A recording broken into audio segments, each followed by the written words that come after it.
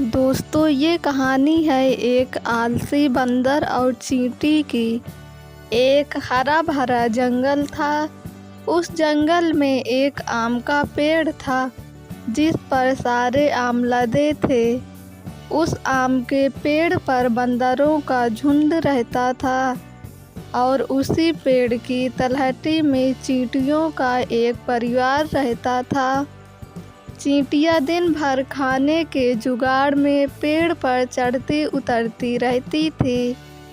Cherry के पेड़ पर सारे आम फले हुए थे, तो बंदरों को मेहनत करने की ज़रूरत ही नहीं थी।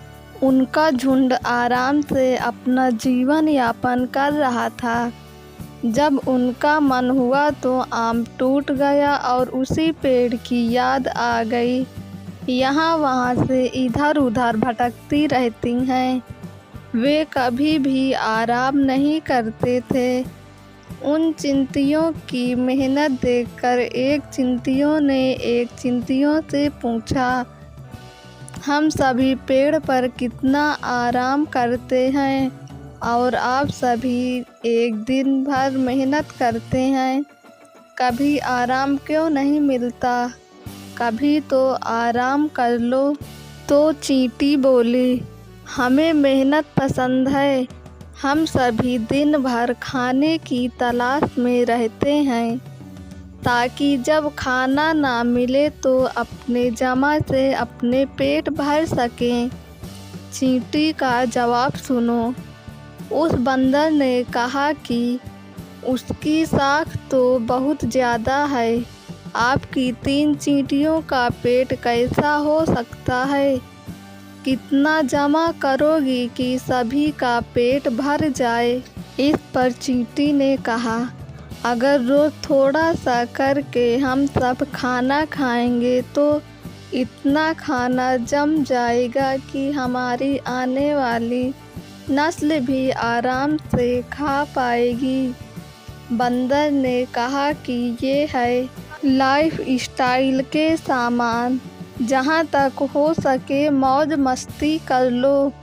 कल देखे हैं शेर आने वाली नस्ल अपना खाने का जुगाड़ खुद कर।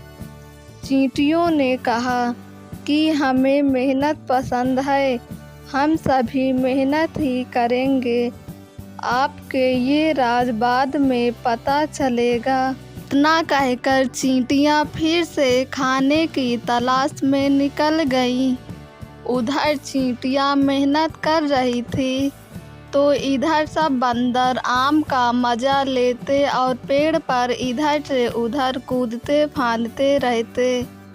बहुत दिनों के बाद आम का मौसम बदल गया और जंगल में बारिश नहीं होने के कारण सूखे जैसे हालात पैदा हो गए।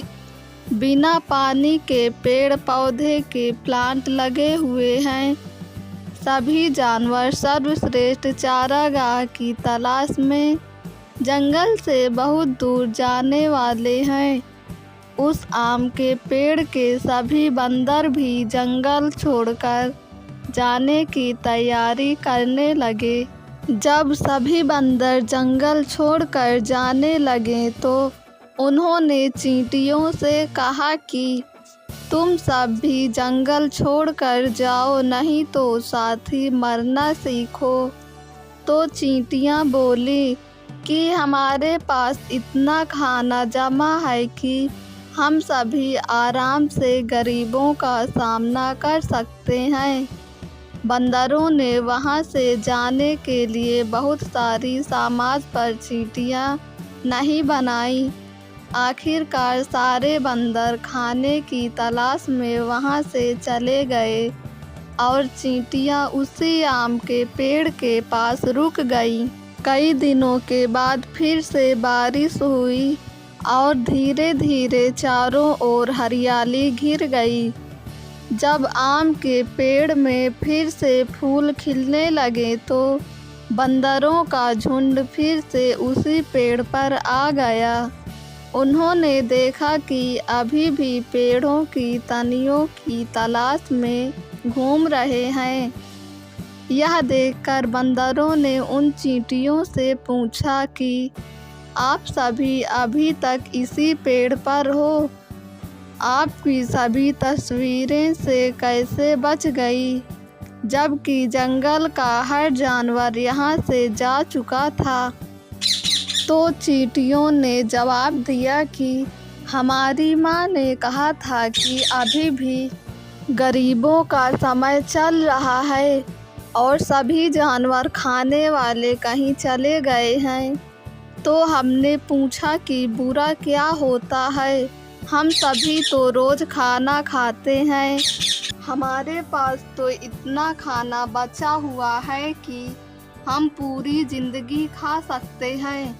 इस पर हमारी माँ ने कहा था कि तुम सभी को कोई परेशानी नहीं हो, इसके लिए हम लोगों ने पहले से ही खाना जमा करके रख दिया था। आप सभी भी अपने भविष्य के लिए कुछ जमा करके रख देना, ताकि आने वाली लड़की को लड़कियों के बीच बुरा दिन न देखना पड़े। चींटियों के जवाब से हैरान बंदरों को समझ में आया कि आखिरकार ये चींटियाँ इतनी मेहनत क्यों करती हैं। इस कहानी से हमें यह सीख मिलती है कि अपने भविष्य को सुखमय बनाने के लिए हमें अपने वर्तमान के आराम को छोड़ना होगा। कुछ लोग अपने वर्तमान के क्षणिक सुख को भोगने की खातिर अपने भविष्य की चिंता करना बिल्कुल छोड़ देते हैं।